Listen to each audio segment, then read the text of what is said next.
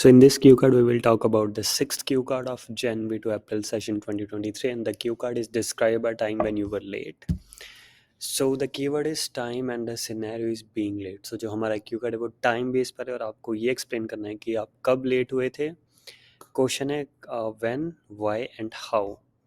सो हम इसके इंट्रोडक्शन कैसे बनाएंगे. That I believe that time is treasure. So मैंने टाइम को कीवर्ड पिक किया एंड टाइम को मैंने ऐसे एक्सप्लेन किया कि टाइम बहुत कीमती. So treasure is something. Treasure में बेसिकली कुछ भी बहुत इंपॉर्टेंट क्राउन जूल की तरह रिप्रेजेंट करते हैं. सो मैंने उसे मेटाफोरिकली ये कहा है कि टाइम एक ट्रेजर है and no one can bring back the hand of time. कोई भी समय को पीछे नहीं खींच सकता है ना मोड़ सकता है. सो bring back the hand of time means एक ईडियम है इंग्लिश में. And being on the dot is always help me keep myself ahead of the time. And being on the dot means कि हमेशा समय पर on time on schedule रहना हमेशा मुझे हेल्प करता है कि मैं समय से एक स्टेप आगे चल सकूं by keeping the agenda fulfill. ताकि मैं अपना एजेंडा जो मैंने किया है उसे मैं फुलफिल कर सकूं. That I have created to complete in the dedicated timeline. जो कि मैंने बनाया होता है कि मैं इस फिक्स टाइम में मुझे इसे कंप्लीट करना है. So and being on the dot is always help me keep myself ahead of the time. आप इसे यहाँ पर फुल स्टॉप ले सकते हैं but if you want to explain it ahead आप कह सकते हो by keeping the agenda fulfil I have created to complete in the dedicated time line. So it's up to you. आप इससे टाइम तक भी ख़त्म कर सकते हैं और नेक्स्ट टाइम लाइन तक भी ख़त्म कर सकते हैं.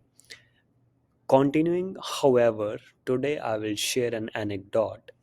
सो मैं कह रहा हूँ कि मैंने however इसलिए कहा है क्योंकि मैं पीछे बता रहा हूँ कि मैं बहुत टाइम के लिए पंक्चुअल हूँ, मैं सारे काम टाइम से पहले ख़त्म करता हूँ. But however is a comparison क्योंकि मैं आज ये बोलने लगा हूँ कि जो इसके रिवर्स हुआ है. So that's why I use however. Today I will share an anecdote या इंसिडेंस या मेमोरी या टाइम, आप कुछ भी वर्ड यूज़ कर सकते हो. When I arrived late on an auspicious moment. Auspicious means Shubh. So it could be a festival, it could be a birthday party. So ये सारे दिन इंडिया में हम बहुत शुभ कंसिडर करते हैं. Now first question is when it was. So ever since I can remember का मतलब होता है जहाँ तक मुझे याद है.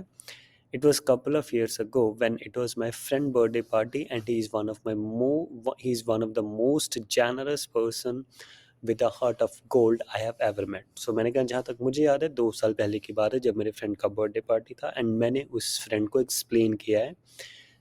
कैसे एक्सप्लेन किया है कि वो एक बहुत जेनरस पर्सन, बहुत गिविंग नेचर होता है, कंजूस लोग नहीं होते हैं.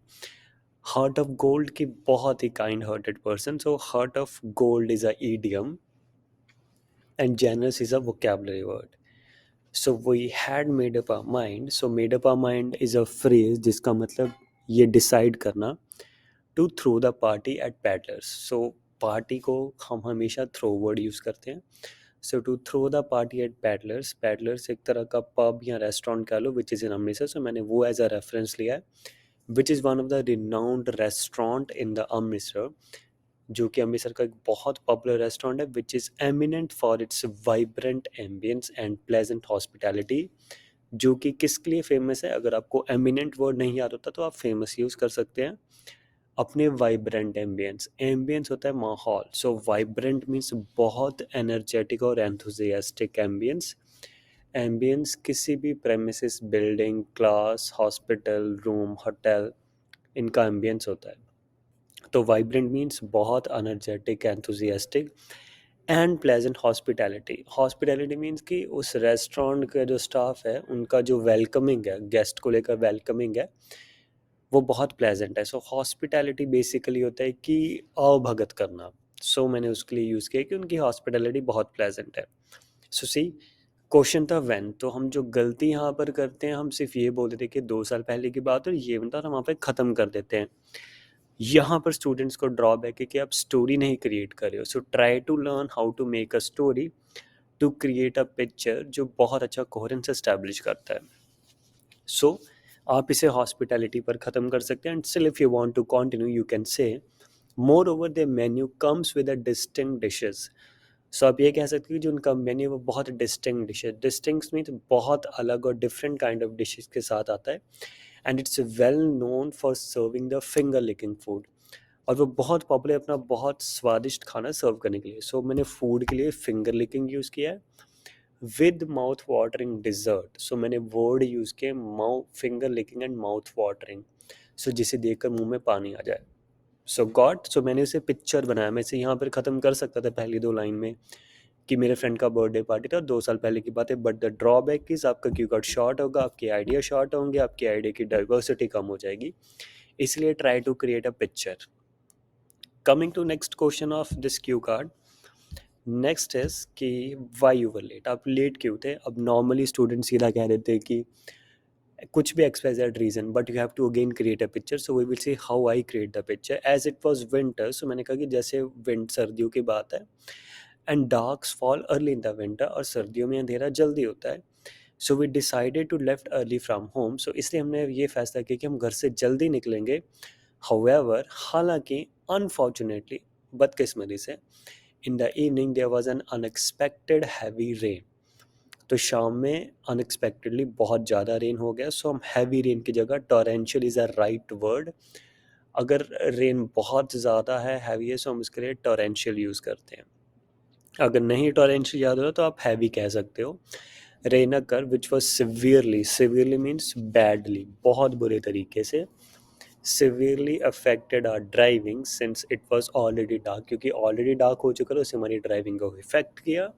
And we were travelling from one city to another, और हम एक दूसरे शहर से आ रहे थे। सो इसलिए वी ड्रोव स्लोली, इसलिए हमने स्लो ड्राइव किया।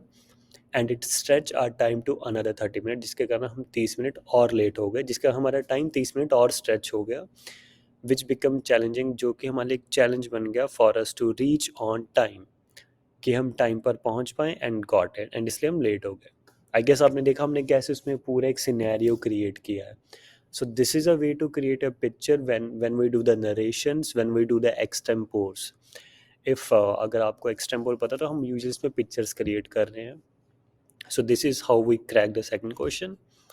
Now last question, how you felt for being late. So lastly I would say, मैं कहूँगा कि I say I felt blue. So obviously आपको अच्छा नहीं लगा, तो आप इसके लिए वर्ड यूज़ कर सकते हैं I felt blue, disappointed, disheartened, agitated, perturbed. कोई भी 2 वर्ड्स का combination. Feeling blue is a idiom जिसको मैंने पास्ट में फेल्ट ब्लू बोला है। आप कह सकते हो कि I felt blue and disappoint, या फिर डिसअपॉइंट एंड डिसहर्टन, कुछ भी 2 वर्ड का कॉम्बिनेशन लेके चल सकते हैं। As I miss the cake cutting ceremony, जैसे कि मैंने केक कटिंग सेरेमनी मिस कर दी थी, for which I was feeling euphoric और ऑन क्लाउड 9, तो जिसके लिए मैं बहुत एक्साइटेड, यूफोरिक का मतलब होता है बहुत उत्साहित और एंथुजियास्टिक और खुश फील करना किसी पर्टिकुलर चीज़ को लेकर। सो आप कह सकते हो कि जिसके लिए मैं बहुत यूफेरिक या क्लाउड 9, एक ही मतलब है, आप वो वर्ड है और वो ईडियम है, तो आप कुछ भी यूज़ कर सकते हो या दोनों यूज़ कर सकते हो। दो ही वॉज एंग्री, हालांकि वो गुस्सा था, he was angry, but still my friend welcome us in a courteous and affectionate manner. हालांकि वो हमसे गुस्सा था हमारे लेट आने पर, बट स्टिल उसने हमारा बहुत प्यार से स्वागत किया, which actually sank all the grievances, जिसने सारे गुस्से गिले मनमुटाव ख़त्म कर दिया। सो बेसिकली एडवांस इंग्लिश में अगर हमने कहना हो कि मनमुटाव ख़त्म करने, so I will so let's sing the differences, कि सारे गुस्से के लिए दूर करते हैं। सो मैंने उस लाइन को यूज़ किया, which actually sank all the grievances. Thereafter, उसके बाद, as soon as he saw the fruit cake in our hand, जैसे ही उसने फ्रूट केक हमारे हाथ में देखा, he made up his mind, उसने ये डिसाइड किया, to blow the candle again, कि वो मोमबत्ती, जो मोमबत्तियाँ हैं उनको दोबारा बुझाएगा, which had actually turn the moment of despair into rejoicefulness, जिसने कि वो उस गम के मोमेंट को, वो सैडनेस को खुशी में बदल दिया। सो सी, मैंने इसमें अगेन पिक्चर क्रिएट किया। आप यहाँ में से ख़त्म कर सकता था कि हाँ मुझे बुरा लगा, मैं लेट पहुँचा, मैंने अपॉलॉजी किया, जो नॉर्मल बच्चे कहते हैं, बट नो, आप उसमें थोड़ा सा वेरिएशन ऐड करेंगे, it will make your cue card more interesting. So देखिए, मैंने भी उसे कहा कि हमें बुरा लगा, बट देन मैंने कहा कि जैसे उसने हमारे हाथ में फ्रूट केक देखा जो कि उसका फेवरेट था, वो बहुत खुश है, और उसने दोबारा से डिसाइड किया कि वो इस सेरेमनी वापस से करेगा। All in all I would say, so closing करेंगे, ऑल इन ऑल मैं ये कहूँगा, we had a gala time. Gala time है इडियम जिसका मतलब है कि बहुत अच्छा या खुश फील करना। ऑन दैट ईव, ईव होता है किसी पर्टिकुलर दिन की शाम, जैसे on the eve of Diwali, on the eve of Christmas, उस दिन की शाम। सो ईव हम स्पेशल इवेंट्स के लिए यूज़ करते हैं। And I still cherish those memories in my heart, और वो सारी मेमोरीज मैंने अपने मन में संजो कर रखी हैं। So that's all with this cue card. और जो भी लेक्सिकल रिसोर्सेज यूज़ किए मैंने सारे के मीनिंग्स यहाँ पर लिखे हैं।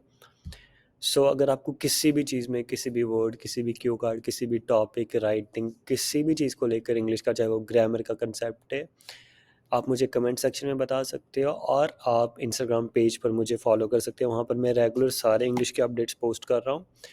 And if you have any query or if you want to take 1-to-1 appointment, आप मुझे जीमेल पर कांटेक्ट कर सकते हैं। That's all for today's video. Be safe, be happy and keep learning English.